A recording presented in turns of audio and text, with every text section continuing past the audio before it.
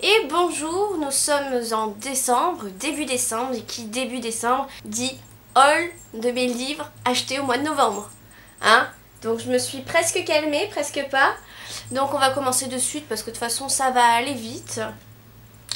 Premier de la pile, chez France Loisirs, Rebecca Keane, tome 4, puisque j'ai lu le tome 1, le tome 2 et le tome 3. À chaque fois qu'ils sortaient, tous les mois, je vais les acheter chez France Loisirs. Et je vais les lire. Donc j'ai franchement hâte de le lire. Je crois que c'est Raphaël, si mes souvenirs sont bons, qui a disparu. Et une petite guerre s'annonce pour pas changer, hein, toujours des soucis. Et franchement, la couverture, elle est magnifique. Je sais pas, mais je la trouve trop belle. Je sais que les suivantes, elles me plaisent pas forcément comme couverture, mais celle-là, elle est trop belle. Donc j'ai franchement hâte de le lire. Je pense que je le lirai sûrement... je pense en février. Attends. Ou alors pendant mon Cold Winter Challenge pour faire une pause, qui sait.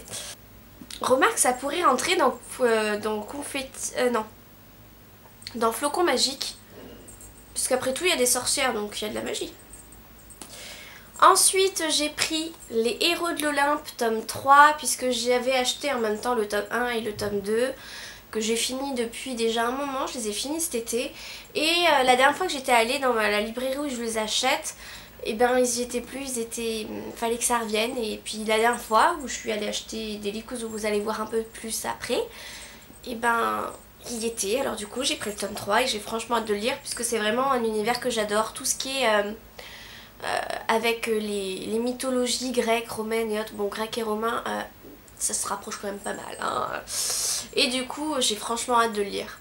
Ensuite j'ai acheté Les Bannis et les Proscrits tome 4, j'ai toujours lu que le 1 et pas le 2, mais c'est ma mère qui a de l'avance et du coup ben, j'ai décidé du coup de lire le 2 pour le Cold Winter Challenge, histoire de m'avancer un petit peu. Et du coup là c'est le tome 4, c'est Le Portail de la Sorcière. Puisque ma mère adore ça, donc voilà, je lui ai prêté le 1 après moi l'avoir lu et voilà ce que ça donne. Elle en est au 4, j'ai toujours lu que le 1. C'est beau la vie, c'est beau. Ensuite j'ai le tome 3, c'est ça, de Oxapologue, donc c'est Le Cœur des Deux Mondes, puisque j'ai fini il y a 1 ou 2 mois je crois le tome 2 et bah, du coup j'ai pris le tome 3. Puisque mon but c'est de finir mes sagas, surtout celles qui sont terminées, parce que c'est une saga terminée. Donc j'essaye de m'avancer comme je peux, hein. Vous remarquerez pour l'instant il n'y a pas eu de tome 1, hein. On a 2 tomes 3 et 2 tomes 4, c'est magnifique. Donc ça c'est, j'ai oublié de dire les éditions, donc celui-là c'est aux éditions PKJ. Ensuite France Loisirs Steady. Les Bannis et les Proscrits c'est chez Milady. Et Les Héros de l'Olympe c'est le livre de poche jeunesse. Donc c'est vrai que je vous dis pas trop ce qu'il y a dedans, puisque ce sont des suites de livres, donc si jamais vous n'avez pas commencé ces sagas, je me sens mal à l'aise de tout vous raconter, hein, on va être d'accord. Ça serait dommage de spoiler un peu tout ça. Mais sinon, si jamais j'ai fait les tomes 1 en chronique, puisque j'ai un retard extraordinaire sur mes chroniques de blog, je vous mettrai les liens en barre d'infos pour les tomes 1, si jamais. Et du coup, je continue la suite. Voilà. Ensuite, j'ai acheté le tome 2, toujours une suite, donc c'est Glassword, la suite de Red Queen, donc de Victoria Aveyard, au livre de poche jeunesse. Donc j'ai franchement beaucoup adoré le tome 1 et j'ai hâte de lire le tome 2 pour voir comment ça évolue, parce que ça finit un peu en catastrophe quand même le tome 1, on se dit mais qu'est-ce qu'ils vont faire maintenant? Et bah, du coup je saurai ce qu'ils vont faire maintenant, puisqu'il est dans ma palle pour le Cold Winter Challenge, donc il va très vite être lu, comme vous le savez sûrement. Ensuite, un policier, ça change tout ce qui est fantasy fantastique d'à côté. Donc c'est Deuil de miel de Franck Tillier. Donc c'est la suite des aventures des enquêtes de Franck Charcot. Franck Tillier, Franck Charcot. Oui, coïncidence? Je ne crois pas. Mais quoi qu'il arrive, j'ai adoré le 1. J'avais eu un peu de mal à rentrer dedans, mais...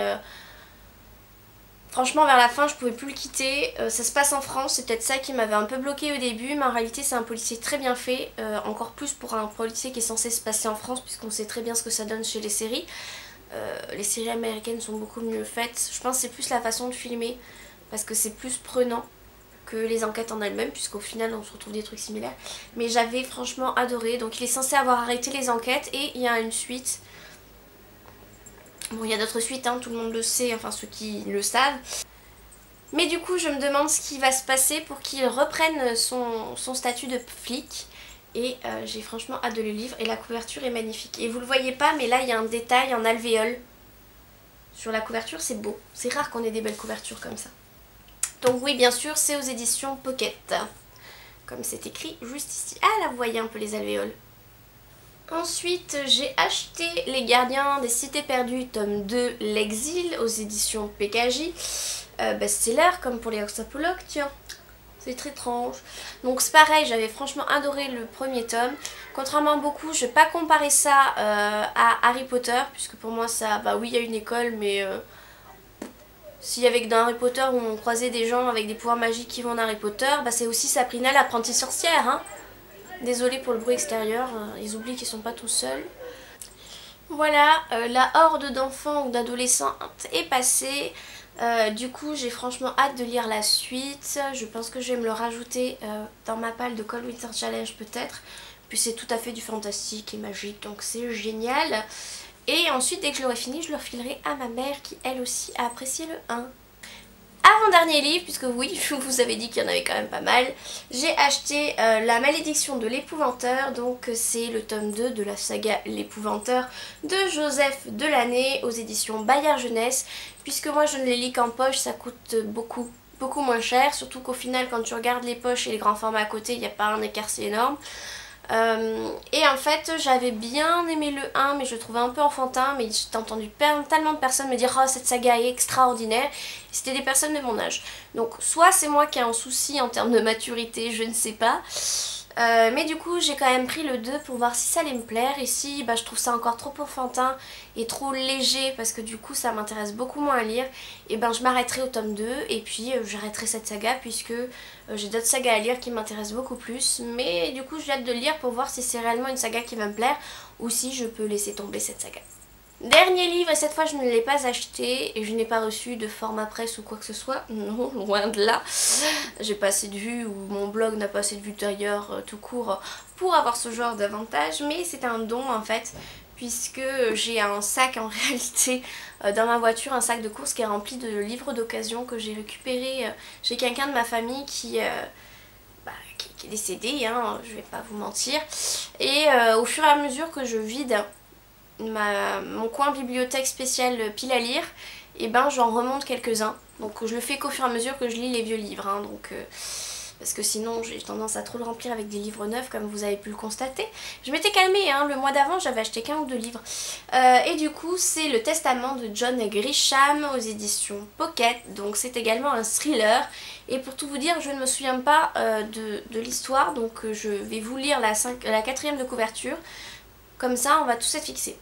Cette fortune fascine le monde entier, sauf la première intéressée, l'héritière. Allez savoir où se trouve Rachel, aux confins du Brésil et de la Bolivie, dans une terrible forêt amazonienne où elle soigne et protège une tribu indienne. Ça c'est sympa, hein. Ils auraient dû préciser indien d'Amérique.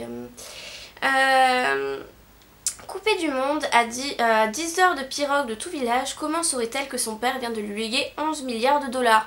Moi je les veux bien les 11 milliards de dollars, comme ça je pourrais avoir la bibliothèque qu'il y a dans le château de la Belle et la Bête. C'est le dernier caprice du vieux Troy Phelan, l'un des hommes les plus riches du monde, qui déshérite ses 6 ayants droit légitimes au profit de cette fille naturelle. À New York, une bataille juridique titanesque s'engage. Mais qui peut prévoir la réaction de Rachel si on la retrouve? Existe-t-il un homme assez fou pour se lancer dans l'aventure? Seul Nate O'Reilly, avocat sur la touche, accepte la mission impossible. Donc c'est aux côtés de Stephen King et autres Michael Crichton, il est entré dans le clan des méga-sellers, Olivier Delacroix, Le Figaro littéraire. Oui c'est vrai que Grisham c'est un nom connu et je crois que c'est à cause de Grisham que je l'avais pris, je me souviens même pas que j'avais lu la 6ème couverture, que je l'avais récupérée dans la bibliothèque. Mais j'ai hâte de lire, c'est vrai que je lis en ce moment beaucoup de fantasy fantastique, mais en réalité j'aime aussi énormément les thrillers. Donc c'est vrai que j'ai du mal à enfiler plusieurs thrillers à la suite, sauf si c'est une suite. Parce qu'en général ceux que je lis sont assez lourds, donc celui-là a l'air assez léger comparé à par exemple au Frank Charcot tome 1, qui lui était franchement dégueulasse et très dur à lire parce que c'était absolument ignoble, avec des tueurs en série, torture, tout le blabla. Et du coup voilà. Donc c'est déjà pas mal je pense pour des achats du mois de novembre. Donc là je vais franchement pas vous faire les hauls en retard que j'avais des mois précédents, puisque c'est franchement pas la peine, hein, on va pas se mentir. Là j'ai trop de retard. Par contre pour les chroniques de lecture, je pense que je vais continuer à rattraper mon retard petit à petit en essayant de vous poster une vidéo par fenêtre, oui, en essayant de vous poster à peu près une vidéo par semaine. Donc à un moment en décembre par exemple, il va y avoir une pause pour vous dire où j'en suis du Cold Winter Challenge, et en janvier, début janvier bien sûr, il y aura une autre vidéo pour vous dire, c'est rare, hein, mais mes objectifs lecture pour l'année 2018, hein, comme beaucoup de monde. Donc sur ce, je vous dis à bientôt dans une prochaine vidéo qui sera plus ou moins obligatoirement une chronique littéraire de livres que j'ai déjà lus, un update lecture. Et sur ce, je vous dis à bientôt. Ciao!